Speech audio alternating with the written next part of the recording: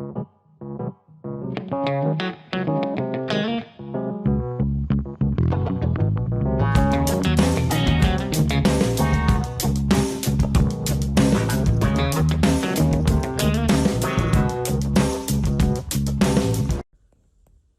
guys, welcome back to TV Spoilers today.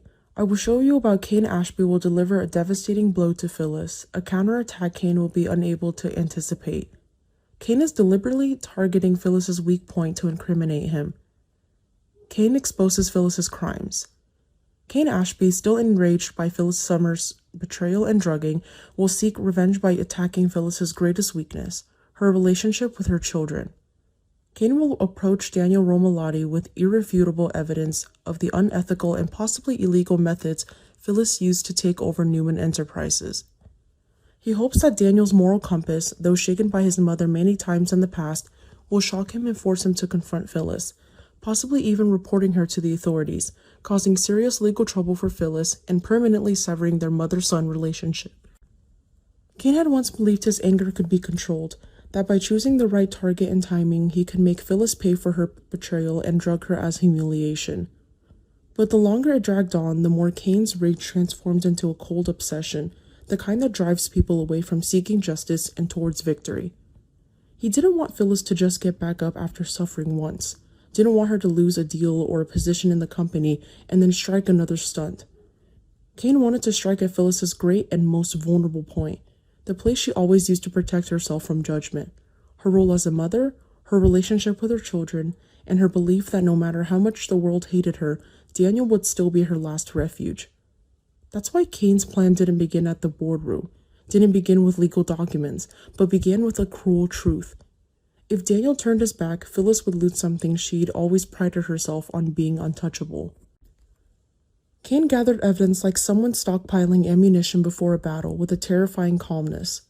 He sifted through every trace related to Newman Enterprises, every piece of evidence showing Phyllis had gone too far, crossed the boundaries of ordinary ambition, and entered the gray area of tactics that, called by their proper name, would be unethical, even illegal. Every document, every email, every internal memo, every manipulated number, every concealed transaction was just enough evidence to humiliate Phyllis. But Kane didn't stop there. He wanted something undeniable, something that the other party couldn't cover up with emotion, couldn't manipulate with a victim narrative, couldn't steer the conversation away with a tearful act. Kane understood Phyllis better than anyone would admit. She could survive scandal, rumors, and hatred as long as she retained the power to define the story in a way that benefited her. Therefore, Kane didn't just gather evidence. He assembled a structure, a logical sequence that transformed the story from Phyllis did it for the family to Phyllis did it for the power, and she was willing to use anyone as an excuse. In Kane's mind, the most effective blow was to make Daniel the one wielding the knife. Not because Kane respected Daniel or cared about his rightness or wrongness, but because he knew only Daniel had the power to truly shake Phyllis. Others could anger Phyllis, damage her reputation, or threaten her position. But Daniel could frighten her. And that fear, deep down, was the truth of being confronted with the truth by the very person she always thought would never look at her with the eyes of a jury. Kane targeted that point with cruelty disguised as righteousness. He approached Daniel not with rage, but with a tone that suggested he was giving Daniel a chance to do the right thing. He placed confidential documents before Daniel, the dark secrets of Phyllis's schemes at Newman Enterprises, and waited for the first reaction like one waits for the snapping of a dry branch. Daniel was shocked in the way Kane expected, but the shock wasn't simple. It wasn't the kind of shock where you believe your mother is wrong and immediately become angry. It was a shock that brought to light her entire childhood, all the time she defended her mother, all the time she had convinced herself that her mother was only strong and not dirty, suddenly being exposed under a cold white light.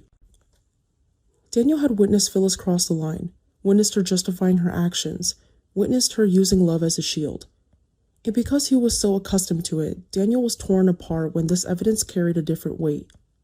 It was no longer an impulsive decision or a personal battle. It touched upon Newman Enterprises, upon a power structure where wrongdoing could become a crime, where "I did it for my family" was no longer a mantra. Daniel couldn't shake the feeling that if he remained silent, he would become an accomplice in some way, Or worse, he would become a carbon copy of his mother, someone who always chose emotion to shield her actions.